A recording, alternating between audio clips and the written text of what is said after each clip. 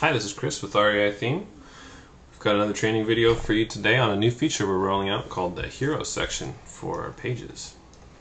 If we look at this page, this is a new site we just created for a demo. And above our main content area and sidebar, we have a new section with a full width image background, a content section on the left, and a call to action form on the right hand side. So I have two tabs open, the front end where we're looking at right now, and the back end. So if we start from our dashboard,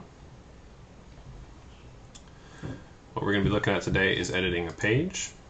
So we'll click on Pages on the left hand side, and then we'll find our home page here.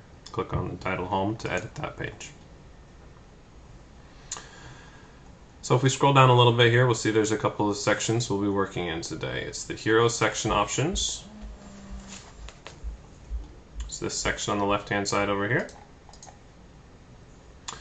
And then on the right hand side, this featured image box.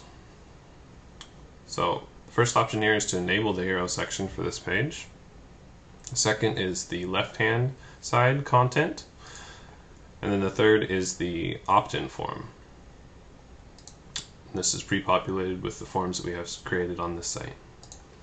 So then this featured image on the right hand side, this is where we set the background image that will appear behind the content. So I'm going to switch back over to the front end. We'll refresh this page because there's nothing in those settings right now. That Hero section will disappear. So this is the way your page will normally appear, and all of your pages can look this way. And then what we're doing is we're adding this extra section. So to start, we're going to enable the section by clicking this checkbox. And then if you decide to disable this section at a later time, just unchecking this box will do that for you. So after we update the page, this section will be enabled. So we're going to add some more settings here. This is the left hand side content. So we're going to add a heading here. So we'll set this as a H1. We'll add a paragraph, and this is a paragraph. Let's just add one more with a link. We'll select this content. We'll just link it up to a page existing on the site already as an example. Okay, so then finally on the right hand side we want to add a form. So we'll just select one of our predefined forms. And that's all the settings for the Hero section. The only thing left to do is add that background image. So we're going to click on Set Featured Image. And then from here we can upload an image that we have on our computer. One note, if we just close out of here for a minute and take a look at these instructions, is that there's a recommended image size that we use here. And what this does is it makes sure that our image is wide enough to cover the full background of the website content area. So 980 pixels wide, and then probably somewhere around 480 pixels tall. So if we don't have an image that's as wide as the full width of this content section, then it's just not going to leave some space on the side that isn't covered by our image and probably not provide the effect that we're looking for. And then the height of the image, we just want to make sure that it's tall enough to allow the content we want to add, and then also the full height of the form that we're going to add on the right hand side. So we'll click to add this featured image. I'm just going to drag in an image that I have ready to go here. Once that's done uploading, we'll scroll down and take a look at the content that it populated. What we want to do is we want to use this image as the featured image. If we click this, we'll see it populate this section behind with that image.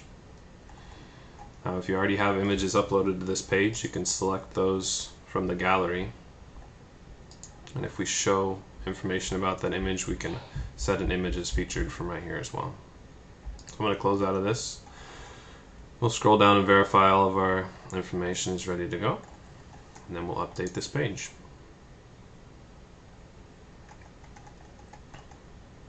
So if we switch back over to the front end of the site and refresh this page,